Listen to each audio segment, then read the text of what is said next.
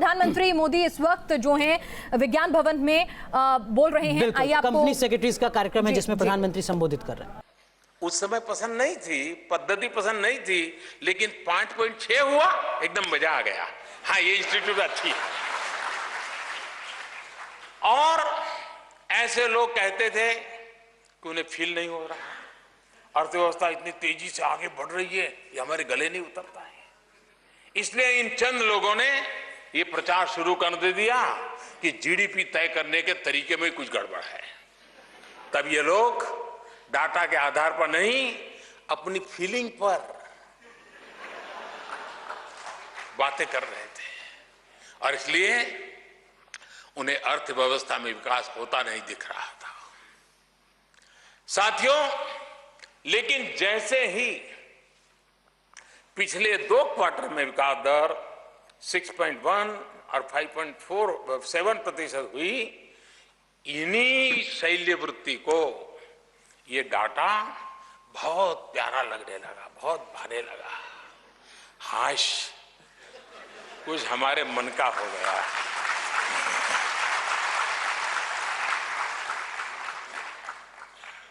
साथियों, मैं ना कोई अर्थशास्त्री हूं और ना ही कभी मैंने अर्थशास्त्री होने का क्लेम किया है, लेकिन आज जब ये अर्थव्यवस्था पर इतनी चर्चा हो रही है तो मैं आपको जरा फ्लैशबैक में भी लेकर जाना चाहता हूं। एक वो दौर था जब अंतर्राष्ट्रीय अर्थव्यवस्था के संदर्भ में भारत को एक नए ग्रुप का हिस्सा बनाया गया था, और ये नया ग्रुप यानी आपको लगता होगा G7 होगा, G8 होगा, G20 होगा, इसमें कहीं रखा होगा, जी नहीं।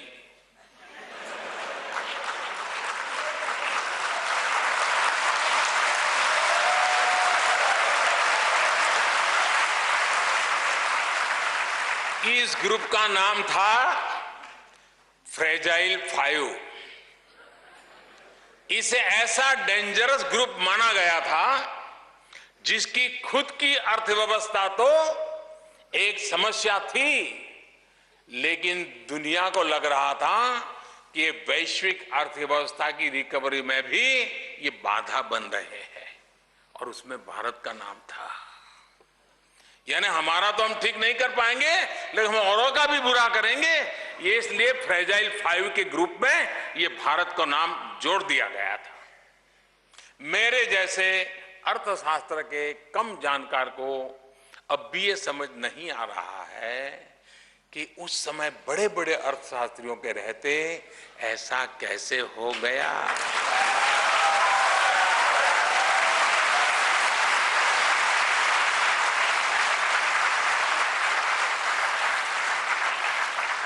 आपको ये अवश्य याद होगा कि हमारे देश में उस समय जीडीपी ग्रोथ से ज्यादा इन्फ्लेशन में ग्रोथ थी, इसी की चर्चा होती थी। फिस्कल डेफिसिट और करंट अकाउंट डेफिसिट में ग्रोथ पर चर्चा प्रमुख रहती थी।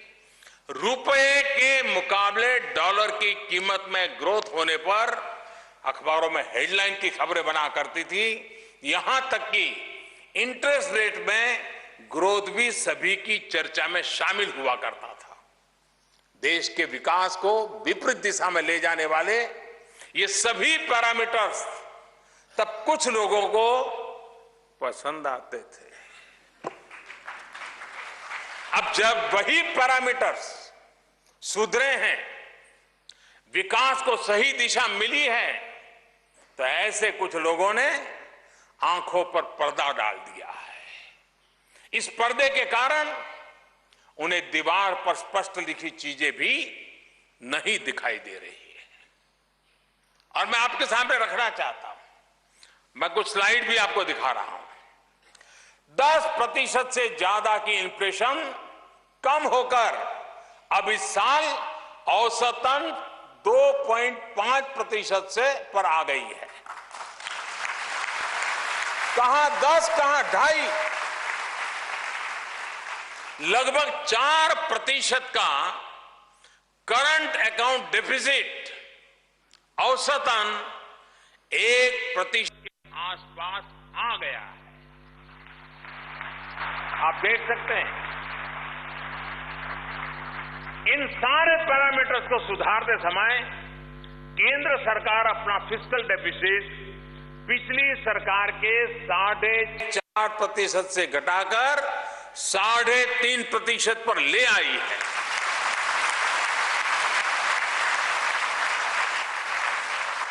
आज विदेशी इन्वेस्टर्स भारत में रिकॉर्ड निवेश कर रहे हैं। भारत का फॉरेन एक्सचेंज रिजर्व लगभग 30,000 करोड़ डॉलर से बढ़कर 40,000 करोड़ डॉलर के पार कर गया है। 25% वृद्धि, अर्थव्यवस्था में सुधार, ये विश्वास, ये सफलताएं शायद उनकी नजर में मायने नहीं रखती है। इसीलिए देश के लिए अभी ये सोचने का समय है कि कुछ लोग देश हित साध रहे हैं या किसी और का हित साध रहे हैं। साथियों, ये बात सही है कि पिछले 3 वर्षों में 7.5% की औसत ग्रोथ हासिल करने के बाद इस वर्ष अप्रैल जून की तिमाही में जीडीपी ग्रोथ में कमी दर्ज की गई है। हम इसका इनकार नहीं करते, लेकिन यह बात भी उतनी ही सही है कि सरकार इस ट्रेंड को रिवर्स करने के लिए पूरी तरह से प्रतिबद्ध है, क्षमतावान है, हम फैसले लेने के लिए तैयार हैं।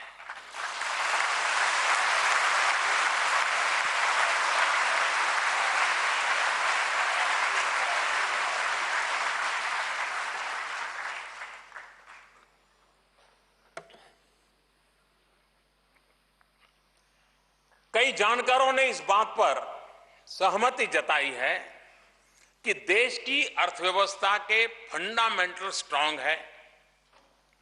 हमने रिफॉर्म से जुड़े हुए कई महत्वपूर्ण फैसले लिए हैं और ये प्रक्रिया लगातार जारी है।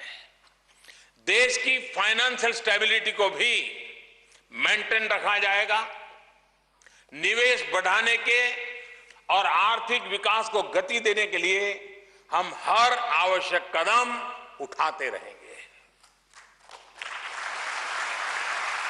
मैं आश्वस्त करना चाहता हूं कि सरकार द्वारा लिए गए कदम देश को आने वाले वर्षों में विकास की एक नई लीग में रखने वाले हैं। आज भी रिजर्व बैंक ने कहा है कि नेक्स्ट क्वार्टर्स के जो आने वाले हैं आंकड़े की संभावना बताई है और उन्होंने बढ़ते बढ़ते 7.7 तक ले जाएगा, ये आज रिजर्व बैंक ने भी अनुमानित किया है। वर्तमान में अगर इन स्ट्रक्चरल रिफॉर्म की वजह से किसी सेक्टर को तत्काल सहायता की आवश्यकता है तो सरकार उसके प्रति सजग भी है, और वो चाहे एमएसएमई हो या एक्सपोर्ट सेक्टर हो या फिर हमारी नॉन फॉर्मल इकोनॉमी का हिस्सा हो। और आज मैं इस मंच से फिर एक बात दोहराना चाहूंगा और आपके माध्यम से जल्दी पहुंचेगा कि बदलती हुई देश की अर्थव्यवस्था में अब ईमानदारी को प्रीमियम मिलेगा।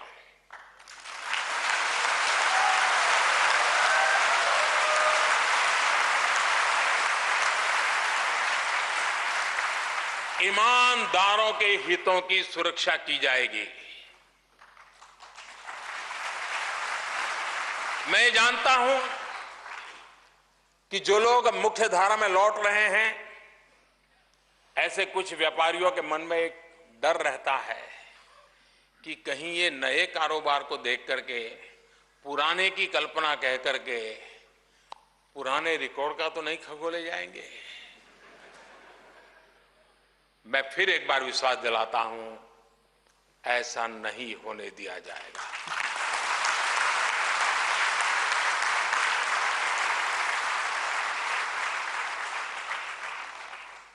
क्योंकि पहले सरकारों के नियम, लोगों का आचरण, ये सब ऐसा था, शायद करना पड़ा होगा। और उस मात्र के उसके कारण अब आपको सही धारा में आने से रोकना, इससे बड़ा कोई पाप नहीं हो सकता है। और इसलिए हमारी सरकार का इरादा है कि जितने लोग ईमानदारी की मुख्य धारा में आना चाहता है, उनके लिए स्वागत है। और पुरानी चीजों को वहीं छोड़ करके आइए। आप चिंता कर मत कीजिए, आगे के लिए हम आपके साथ रहेंगे।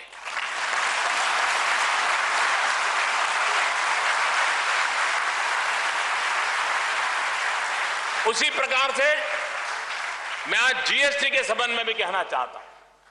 3 महीने हुए, 3 महीने के बाद क्या हो रहा है क्या नहीं, हर चीज को हमने भली भांति देखा है, बारीक से बारीक चीजों के फीडबैक लिए हैं।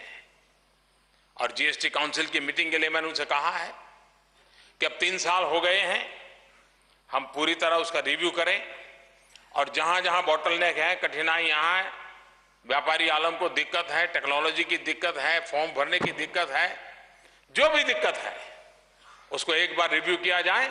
और सभी पॉलिटिकल पार्टियां, सभी सरकारें, क्योंकि सभी राज्य सरकार में कोई न कोई पॉलिटिकल पार्टी है, मिल करके इसको क्या बदलाव करने की आवश्यकता होगी उस पर करें। और मैं देश के व्यापारी आलम को विश्वास दिलाना चाहता हूं, हम लकीर के फकीर नहीं है और हम कभी ये दावा नहीं करते सब ज्ञान हमको ही है,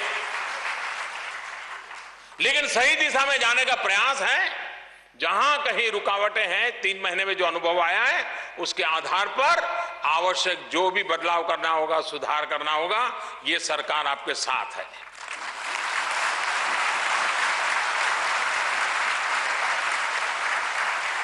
साथियों, वर्तमान आर्थिक स्थिति की चर्चा करते हुए मैं कुछ जानकारियां आपके सामने रखना चाहता हूं।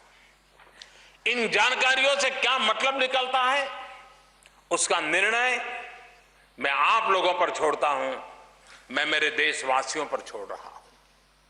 साथियों, मुझे पक्का यकीन है कि जब आपने अपनी पहली गाड़ी खरीदी थी, मैं नहीं मानता हूं कि आप में से किसी ने उसको मजबूरी में खरीदा होगा। गाड़ी खरीदने से पहले आपने रसोई का बजट देखा होगा, बच्चों की पढ़ाई का खर्च देखा होगा, बड़े बुजुर्गों की दवाई का खर्च देखा होगा, और इसके बाद अगर पैसे बचते हैं तो जाकर घर या गाड़ी के बारे में सोचा होगा। सीधी सीधी बात है। ये हमारे समाज की बहुत बेसिक सोच है कि ऐसे में अगर देश में जून महीने के बाद पैसेंजर कारों की बिक्री में अगर 12% वृद्धि हुई है तो आप उसको क्या कहेंगे भाई?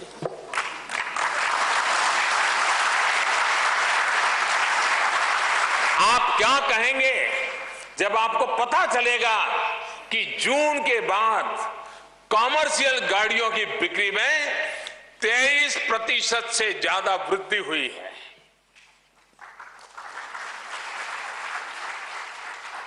आप क्या कहेंगे जब देश में 2 पहिया वाहनों की बिक्री में 14% से ज्यादा वृद्धि हुई है?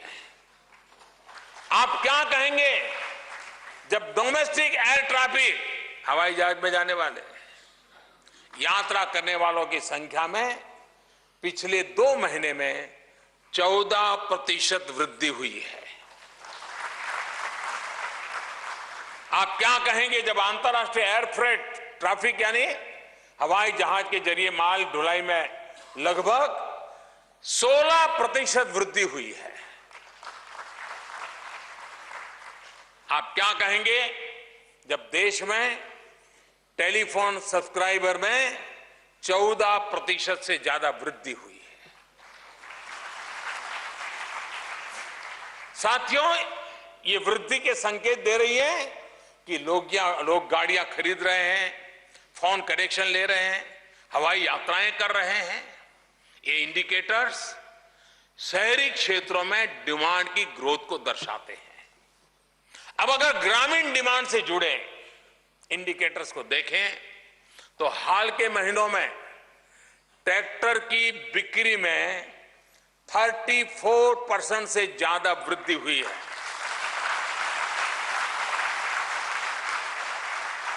एफएमसीजी के क्षेत्र में भी डिमांड ग्रोथ का ट्रेंड सितंबर महीने में बढ़ता हुआ दिखाई दे रहा है। साथियों, ऐसा तब होता है जब देश के लोगों का विश्वास बढ़ता है, जब देश के लोगों को लगता है कि अर्थव्यवस्था मजबूत है। अभी रिलीज हुआ पीएमआई का मैन्युफैक्चरिंग इंडेक्स एक्सपेंशन मोड ये दर्शा रहा है कि फ्यूचर आउटपुट इंडेक्स तो 60 का आंकड़ा पार कर चुका है। हाल में आए आंकड़ों को देखें तो कोयले, बिजली, स्टील और नेचुरल गैस के प्रोडक्शन में काफी अच्छी वृद्धि दर्ज की गई है। साथियों, पर्सनल लोन के डिस्पर्सल में तेज वृद्धि देखी जा रही है। हाउसिंग फाइनेंस कंपनीज और नॉन बैंकिंग फाइनेंस कंपनीज के द्वारा दिए गए लोन में भी काफी वृद्धि हुई है। इतना ही नहीं, कैपिटल मार्केट में अब म्यूचुअल फंड और इंश्योरेंस में अधिक निवेश हो रहा है। कंपनियों ने आईपीओ के द्वारा इस साल पहले 6 महीने में ही 25,000 करोड़ रुपए से ज्यादा की राशि मोबिलाइज की है। पिछले साल पूरे वर्ष में ये राशि 29,000 करोड़ तक ही पहुंची थी। नॉन फाइनेंशियल एंटिटीज में कॉरपोरेट ब्रांड और प्राइवेट प्लेसमेंट के द्वारा सिर्फ 4 महीने में ही 45,000 करोड़ रुपयों का निवेश किया गया है। ये सारे आंकड़े देश में फाइनेंसिंग के ब्रॉड बेस को दर्शाते हैं। यानी भारत में अब फाइनेंसिंग केवल बैंकों के लोनों तक सीमित नहीं रह गई है। इस सरकार ने समय और संसाधन दोनों के द्वारा उसका सही इस्तेमाल पर लगातार जोर दिया है। पिछली सरकार के 3 साल के काम की रफ्तार और हमारे सरकार के 3 साल के काम की रफ्तार का फर्क आपको साफ साफ नजर आएगा। ये रोड देख लीजिए। पिछली सरकार के आखिरी 3 सालों में गांवों में 80,000 किलोमीटर सड़क बनी थी 3 साल में। हमारी सरकार ने 3 साल में 1,20,000 किलोमीटर सड़क बनाई।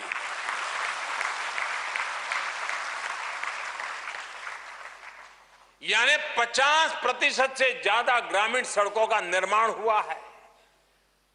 पिछली सरकार ने अपने आखिरी के 3 साल में 15,000 किलोमीटर नेशनल हाईवे बनाने का काम अवॉर्ड किया था। हमारी सरकार ने अपने 3 साल में 34,000 किलोमीटर से ज्यादा नेशनल हाईवे बनाने का काम अवॉर्ड किया। कहां 15,000, कहां 34,000। अगर इसी सेक्टर में इन्वेस्टमेंट की बात की जाए तो पिछली सरकार ने अपने आखिरी के 3 वर्षों में भूमि लेने और सड़कों के निर्माण पर 93,000 करोड़ की राशि खर्च की थी। इस सरकार में ये राशि बढ़कर 1,83,000 करोड़ रुपए से ज्यादा हो गई है। यानी लगभग 2 गुना इन्वेस्टमेंट इस सरकार ने करके दिखाया है। आपको भी पता होगा कि हाईवेज के निर्माण में सरकार को कितने प्रशासनिक और वित्तीय कदम उठाने पड़ते हैं। ये आंकड़े दिखाते हैं कि कैसी सरकार ने पॉलिसी पैरालिसिस से निकल करके पॉलिसी मेकर और पॉलिसी इंप्लीमेंटर का रोल अदा करके दिखाया है। अगर इसी तरह हम रेलवे सेक्टर की बात करें तो पिछली सरकार के आखिरी 3 वर्षों में लगभग 1100 किलोमीटर नई रेल लाइन का निर्माण हुआ था। इस सरकार ने 3 वर्षों में 1100 से 2100 किलोमीटर से ज्यादा तक पहुंच गए। यानी हमने लगभग 2 गुनी गति से नई रेलवे लाइन बिछाई है। पिछली सरकार के आखिरी 3 सालों में 1300 किलोमीटर रेल लाइन का दोहरीकरण हुआ, डबल लाइन। जबकि इस सरकार में 3 साल में 2600 किलोमीटर रेल लाइन का दोहरीकरण हुआ। यानी हमने 2 गुनी रफ्तार में रेल लाइनों का दोहरीकरण करके दिखाया है। साथियों, पिछली सरकार के आखिरी 3 वर्षों में लगभग 1,49,000 करोड़ का कैपिटल एक्सपेंडिचर किया गया था। इस सरकार के 3 वर्षों में लगभग 2,64,000 करोड़ रुपए का कैपिटल एक्सपेंडिचर किया गया। यानी ये भी 75% से ज्यादा है। अगर मैं अब रिन्यूएबल एनर्जी की बात करूं, सोलर एनर्जी, विंड एनर्जी और उसके विकास की मैं चर्चा करूं, पिछली सरकार के आखिरी 3 वर्षों में कुल 12,000 मेगावाट की रिन्यूएबल एनर्जी की नई क्षमता जोड़ी गई थी। 12,000 मेगावाट। अगर इस सरकार के 3 सालों की बात करें तो 22,000 मेगावाट से ज्यादा रिन्यूएबल एनर्जी की नई क्षमता को ग्रिड पावर से जोड़ा गया है। यानी यहां भी सरकार का परफॉर्मेंस लगभग 2 गुना अच्छा है। पिछली सरकार ने अपने आखिरी के 3 सालों में रिन्यूएबल एनर्जी पर 4,000 करोड़ रुपया खर्च किया था। हमारी सरकार ने अपने 3 साल में इस सेक्टर पर 10,600 करोड़ रुपए से अधिक खर्च किया है। सरकार की तुलना में शिपिंग इंडस्ट्री में विकास की बात करें तो जहां पहले कार्गो हैंडलिंग की ग्रोथ नेगेटिव थी, वहीं इस सरकार के 3 सालों में 11% से ज्यादा वृद्धि हुई है। साथियों, देश के फिजिकल इंफ्रास्ट्रक्चर से जुड़े रेल, सड़क, बिजली जैसे महत्वपूर्ण सेक्टरों के साथ साथ सरकार सोशल इंफ्रास्ट्रक्चर को भी मजबूत करने पर पूरा ध्यान दे रही है। हमने अफोर्डेबल हाउसिंग के क्षेत्र में ऐसे ऐसे नीतिगत निर्णय लिए हैं, वित्तीय सुधार किए हैं जो इस क्षेत्र के लिए अभूतपूर्व है। साथियों, पिछली सरकार ने अपने पहले के 3 वर्षों में सिर्फ 15,000 करोड़ रुपए के प्रोजेक्ट को मंजूरी दी थी। 15,000 करोड़। इस सरकार ने अपने पहले के 3 वर्षों के में 1,53,000 करोड़ रुपयों की परियोजना को मंजूरी दी। और ये वो प्रोजेक्ट हैं जो गरीबों को, मध्यम वर्ग को घर देने के हमारे कमिटमेंट को, उस कमिटमेंट की ताकत दिखाता है। साथियों, देश में हो रहे इन चौतरफा विकास कार्यों के लिए अधिक पूंजी निवेश की भी आवश्यकता है। ज्यादा से ज्यादा विदेशी पूंजी कैसे भारत आए, इस पर भी सरकार बल दे रही है। मुझे उम्मीद है कि आप में से कुछ को याद होगा कि जब देश में इंश्योरेंस सेक्टर के रिफॉर्म की चर्चा हुई थी तो अखबारों में हेडलाइन बनती थी, मैं पिछली सरकार की बात करता हूं, हेडलाइन बनती थी कि अगर ऐसा हो गया तो बहुत बड़ा आर्थिक रिफॉर्म माना जाएगा। खैर, पिछली सरकार नहीं कर पाई, वो सरकार चली गई।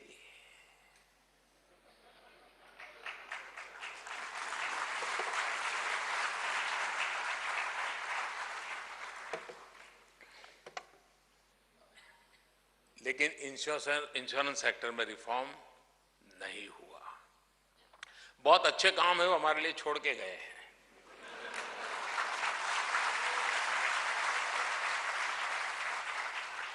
ये रिफॉर्म हमने किया, इस सरकार में हुआ, और पहले जो मानसिकता से उसे काफी अच्छा किया और अधिक किया। लेकिन वो शैल्य वृत्ति की समस्या है कि उनको ये रिफॉर्म नजर ही नहीं आया। जो कभी हेडलाइन हुआ करता था कि ऐसा होगा तो ऐसा होगा, होने के बाद शैल्य वृत्ति रुकावट बन गई। क्योंकि ये पसंद इसलिए नहीं आता है, ये रिफॉर्म उस दौर में नहीं हुआ, लेकिन उनकी पसंद की सरकार ने नहीं किया, इसलिए उन्हें ये रिफॉर्म अब रिफॉर्म बड़ा नहीं लगता है। और जो लोग रिफॉर्म के गीत गाने वालों को भी मैं बताना चाहता हूं कि पिछले 3 वर्षों में 21 सेक्टर्स में 87 छोटे बड़े रिफॉर्म करने का काम इस सरकार ने करके दिखाया है। चाहे कंस्ट्रक्शन सेक्टर हो, चाहे डिफेंस सेक्टर हो, चाहे फाइनेंशियल सर्विसेज का सेक्टर हो, चाहे फूड प्रोसेसिंग का हो, जैसे कितने ही सेक्टरों में निवेश के नियमों में बड़े बदलाव हुए हैं। देश के आर्थिक क्षेत्र को खोलने के बाद से लेकर अब तक जितना विदेशी निवेश भारत में हुआ है, उसकी तुलना अगर पिछले 3 वर्षों में हुए निवेश के साथ करेंगे तो आपको पता चलेगा कि हमारी सरकार जो रिफॉर्म कर रही है उसका नतीजा क्या मिल रहा है। ये जो मैं आंकड़े बताने वाला हूं, आप इस क्षेत्र के हैं, आप इसी क्षेत्र में डूबे हुए लोग हैं, लेकिन अब जो मैं आंकड़े दे रहा हूं मैं बिल्कुल बताता हूं, आप चौंक जाएंगे। 92 लिबरलाइजेशन के 92 के बाद लिबरलाइजेशन का कालखंड शुरू हुआ। अगर मैं उसको एक आधार मानूं तो क्या स्थिति है उसका हिसाब देखिए। लिबरलाइजेशन से लेकर के 2014 तक और 2014 से 17 तक क्या हुआ है, कंस्ट्रक्शन सेक्टर में अब तक के टोटल विदेशी पूंजी निवेश का 75% सिर्फ इस 3 साल में आया है।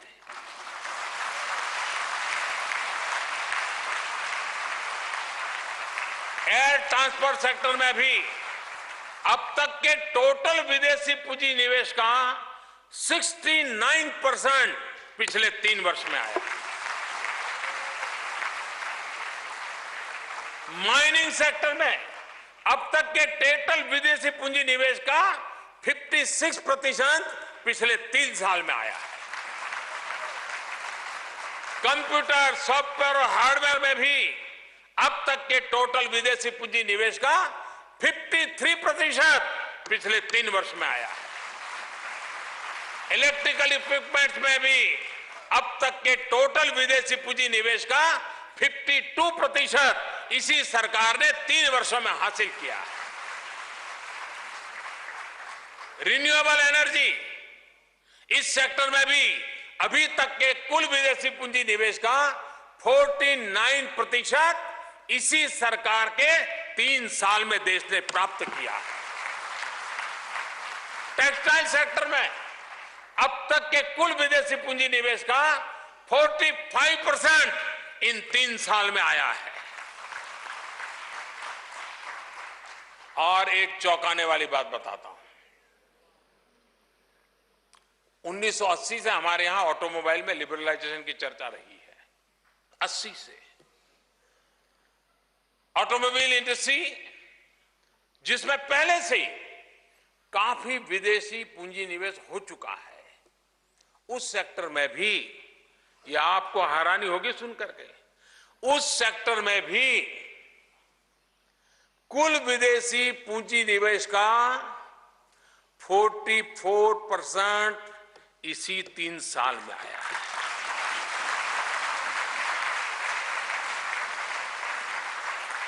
भारत में एफडीआई इनफ्लो का बढ़ना इस बात का सबूत है कि विदेशी निवेशक देश की अर्थव्यवस्था पर कितना भरोसा कर रहे हैं। एक सरकार ने विश्वास पैदा किया है, इसी का यह नतीजा है। नीतियों के कारण विश्वास पैदा हुआ है, नीति और रीति के कारण पैदा हुआ है, और उससे भी ऊपर हमारी नीयत के कारण पैदा हुआ।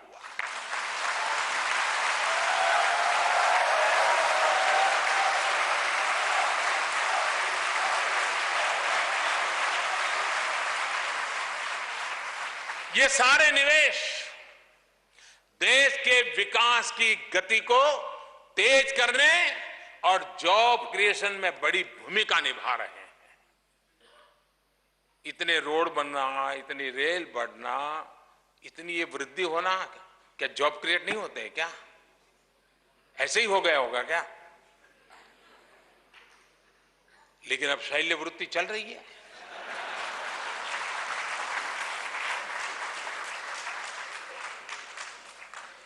साथियों, मेहनत से कमाए गए आपके एक एक पैसे की कीमत ये सरकार भली भांति समझती है, और मैं देशवासियों को विश्वास दिलाता हूं। और इसलिए सरकार की नीतियां और योजनाओं में इस बात का भी ध्यान रखा जा रहा है कि वो गरीबों और मध्यम वर्गों की जिंदगी को आसान बनाए, उनके पैसों की बचत हो। साथियों, ये सरकार की लगातार कोशिश का ही नतीजा है कि पिछली सरकार के समय, अब ये भेद देखिए, इससे मध्यम वर्गीय परिवार, निम्न मध्यम वर्ग परिवार का पैसा कितना बच रहा है। पिछली सरकार के समय जो एलईडी बल्ब था उसकी कीमत 350 रुपया थी। अब इसकी कीमत, सरकार ने उजाला स्कीम का बड़ा अभियान चलाया, 350 का एलईडी बल्ब 40-45 रुपए में आ गया।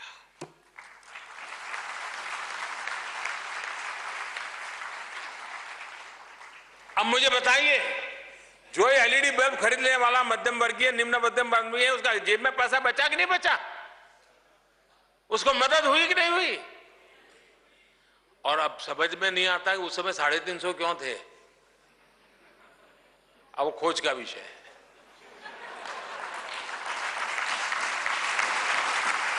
साथियों, अब तक देश में 26 करोड़ से ज्यादा एलईडी बल्ब बांटे गए हैं।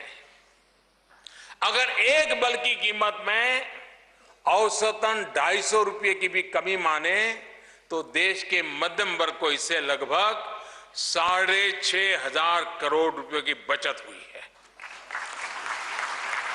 ये छोटा आंकड़ा नहीं है।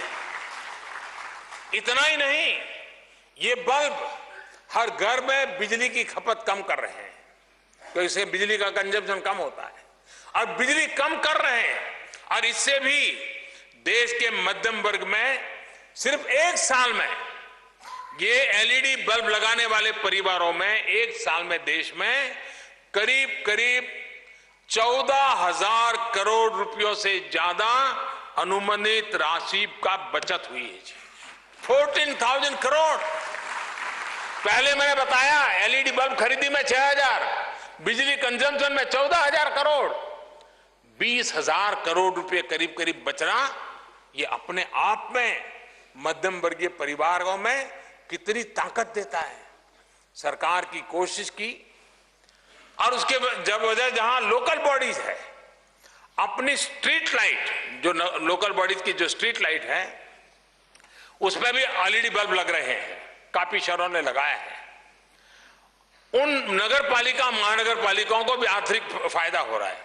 अगर हम टायर 2 सिटी देखें, जिसका एक मोटा मैं अंदाज करता हूं, तो करीब सालाना उनका बिजली बिल 10 से 15 करोड़ रुपए कम हुआ है।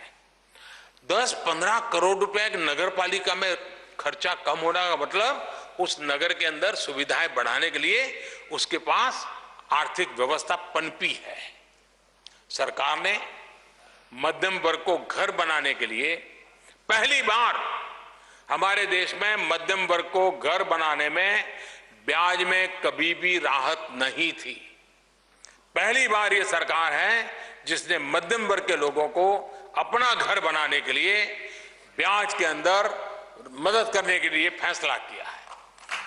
मध्यम वर्ग का बोझ कम करने, निम्न मध्यम वर्ग को अवसर प्रदान करने और गरीबों का सशक्तिकरण करने के लिए ये सरकार लगातार ठोस कदम उठाती रहती है।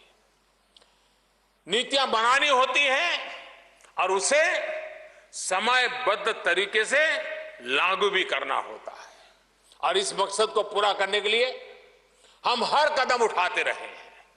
मैं जानता हूं राजनीति का स्वभाव में भली भांति समझता भी हूं कि रेवड़ी बांटने के बजाय चुनाव आए रेवड़ी बांटो।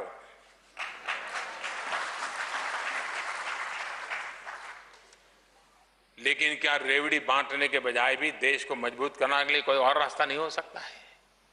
क्या सिर्फ सत्ता और वोट की ही चिंता करेंगे? हमने वो रास्ता चुना है, कठिन है लेकिन वो रास्ता चुना है, और उसमें हम एम्पावरमेंट ऑफ पीपल उसको हम कर रहे हैं। और उसके कारण मेरी आलोचना भी होती है, क्योंकि रेवड़ी बांटो तो जय जयकार करने वाले बहुत लोग हो जाते हैं। मेरी आलोचना भी होती है, बहुत आलोचना होती है। हितधारक तत्वों को कभी तकलीफ होती है। अगर मैं डायरेक्ट बेनिफिट ट्रांसफर से पैसे भेजता हूं तो कई जो भूतिया लोग, गोश्त लोग फायदा उठाते थे,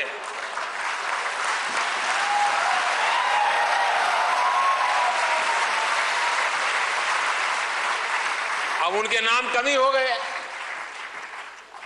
तब वो मोदी को पसंद कैसे करेगा जी? और इसलिए हम सामान्य मानवी को एम्पावर करना, देश के सामान्य नागरिक को एम्पावर करना, उस पर बल दे रहे हैं। और मैं एक बात देशवासियों के साथ नम्रतापूर्वक कहना चाहता हूं कि मैं अपनी वर्तमान की चिंता में देश के भविष्य को दांव पर नहीं लगा सकता।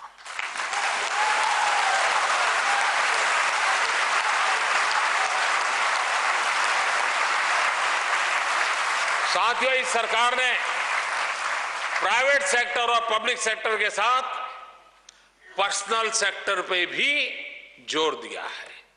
वरना हमारे देश में दो ही, private sector, public sector, private sector, इसी की चर्चा हो रही। एक और भी आयाम है पर्सनल सेक्टर, उसका भी उतना ही तवज्जो होना चाहिए।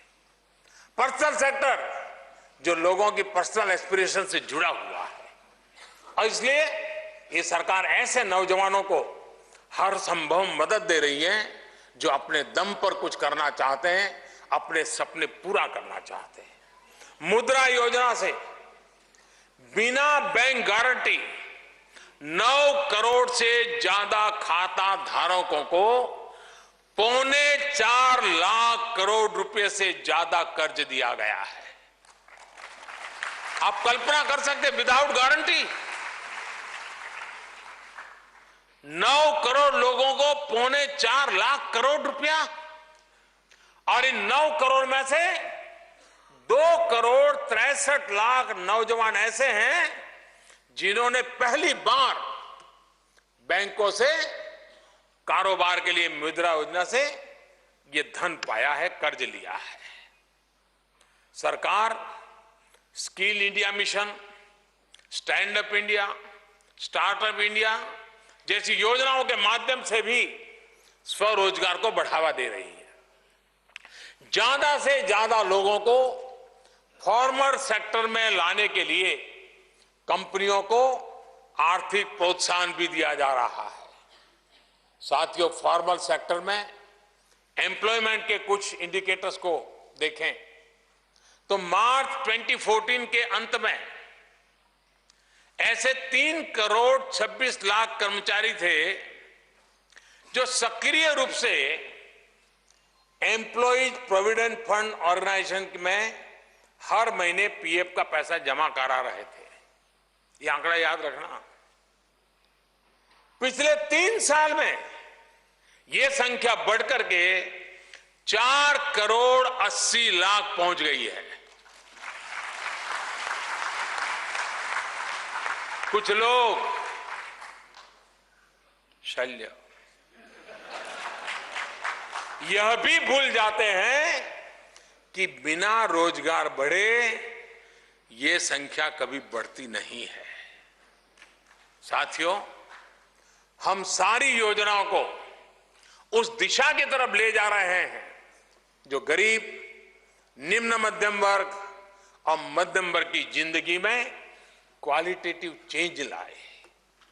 जन धन योजना के तहत अब तक 30 करोड़ से ज्यादा गरीबों के बैंक अकाउंट खोले जा चुके हैं।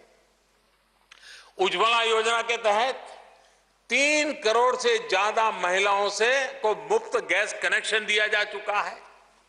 लगभग 15 करोड़ गरीबों को सरकार की बीमा योजनाओं के दायरे में लाया गया है। कुछ दिन पहले ही हर गरीब को मुफ्त बिजली कनेक्शन देने के लिए सौभाग्य योजना की शुरुआत की गई है। इस सरकार की सारी योजनाएं गरीबों को सशक्त कर रही हैं, लेकिन उन्हें सबसे ज्यादा नुकसान अगर किसी चीज से होता है तो वो है भ्रष्टाचार, वो है काला धन।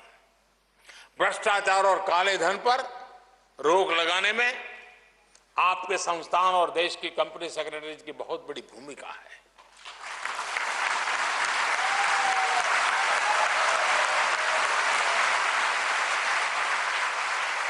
नोटबंदी के बाद जिन 3 लाख संदिग्ध कंपनियों के बारे में पता चला था, जिनके माध्यम से काले धन का लेन देन किए जाने की आशंका है, उनमें से 2,10,000 कंपनियों का रजिस्ट्रेशन रद्द किया जा चुका है। हमारे देश में एक कंपनी भी अगर बंद करो ना तो काले झंडों के जुलूस निकलते हैं। 2,10,000 किया, कुछ समाचार ही नहीं आ रहा है। न कोई मोदी का पुतला जला रहे हैं। यानी कितने झूठी दुनिया चली होगी, आप कल्पना कर सकते हैं। मुझे उम्मीद है कि शैल कंपनियों के खिलाफ इस सफाई अभियान के बाद डायरेक्टरों में भी जागरूकता बढ़ेगी और इसके असर से कंपनियों में पारदर्शिता भी आएगी और आप उस भूमिका को बहुत अच्छी तरह से निभाएंगे। साथियों, देश के इतिहास में यह कालखंड बहुत बड़े परिवर्तन का है, बहुत बड़े बदलाव का है। देश में ईमानदार और पारदर्शी शासन का महत्व समझा जाने लगा है। कॉर्पोरेट गवर्नेंस फ्रेमवर्क के निर्धारण के समय आईसीएसआई रिकमेंडेशंस की काफी सकारात्मक भूमिका रही थी।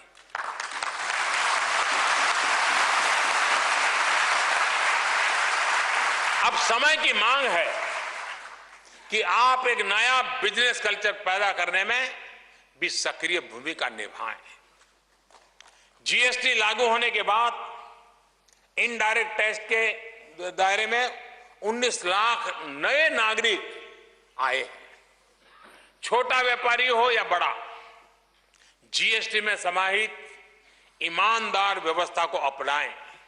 इसके लिए व्यापारी वर्ग को प्रेरित करते रहना, ये मेरी आप सबसे अपेक्षा है।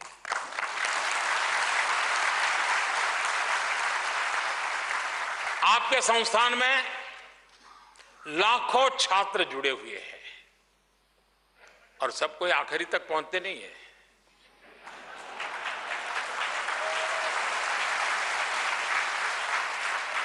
तो उनके लिए भी तो काम ढूंढना चाहिए ना। जो बीच में लटक जाते हैं उनके लिए मैं काम ले आया।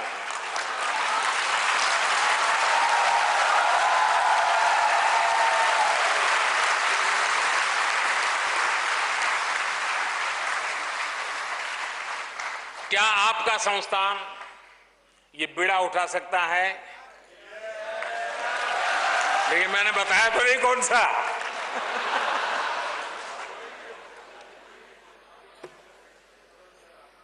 कम से कम 1 लाख नौजवानों को जीएसटी से जुड़ी छोटी छोटी जानकारियों की ट्रेनिंग दें।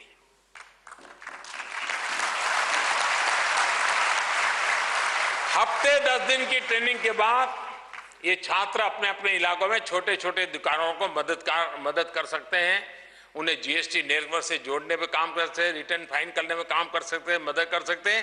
उनका एक नया रोजगार का क्षेत्र खुल सकता है।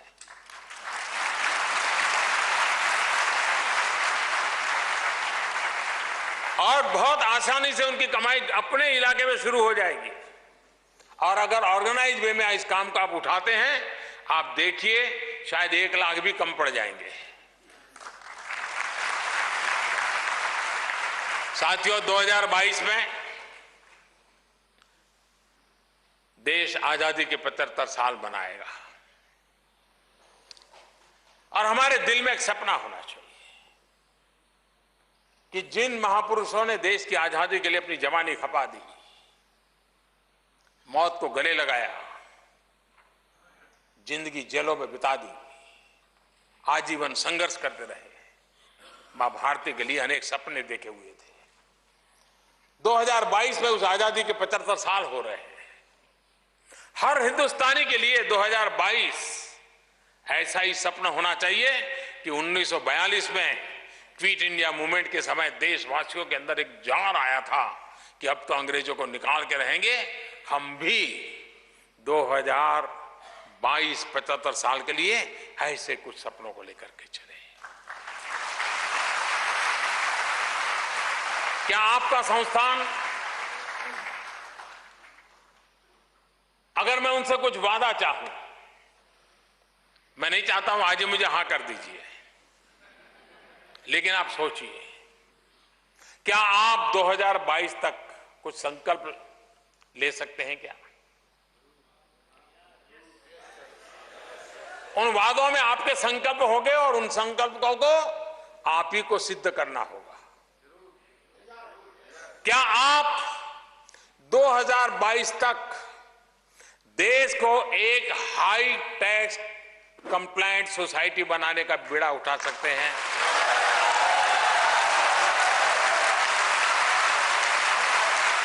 क्या आप सुनिश्चित कर सकते हैं कि 2022 तक देश में एक भी सेल कंपनी नहीं रहेगी?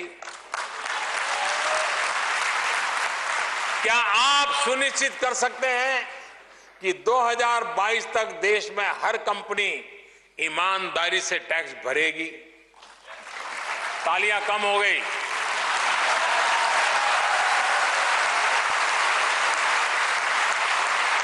वो कठिन काम था। क्या आप अपनी मदद का दायरा बढ़ाकर 2022 तक देश में एक ईमानदार बिजनेस कल्चर स्थापित कर सकते हैं? मैं उम्मीद करता हूं कि 49 साल की यात्रा आपने पूरी की है। गोल्डन जुबली वर्ष की शुरुआत है। आईसीएसआई इन लक्ष्यों को प्राप्ति के लिए अलग कुछ दिशा निर्देश तय करेगा और उन्हें अपनी कार्य संस्कृति में भी शामिल करेगा। मैं आपको इस गोल्डन जुबली ईयर के लिए अनेक अनेक शुभकामनाएं देता हूं और मैं देशवासियों को भी विश्वास दिलाना चाहता हूं।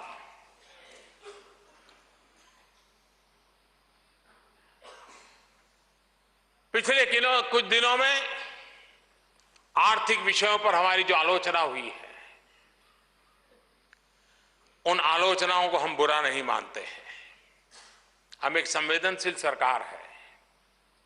हम कठोर से कठोर आलोचना का भी हृदय से स्वीकार करते हैं और उचित स्थान पर संवेदनापूर्ण तरीके से उन आलोचनाओं पर भी गंभीरता से सोच करके और पूरी नम्रता के साथ देश की अर्थव्यवस्था को आज पूरा विश्व भारत की तरफ जो अपेक्षाएं कर रहा है, 125 करोड़ देशवासी जो अपेक्षा कर रहे हैं, उसी रिदम से, उसी तेज गति से, उसी व्याप से चला के रहेंगे। ये मैं हमारे आलोचकों को भी विश्वास दिलाना चाहता हूं, नम्रतापूर्वक विश्वास दिलाना चाहता हूं।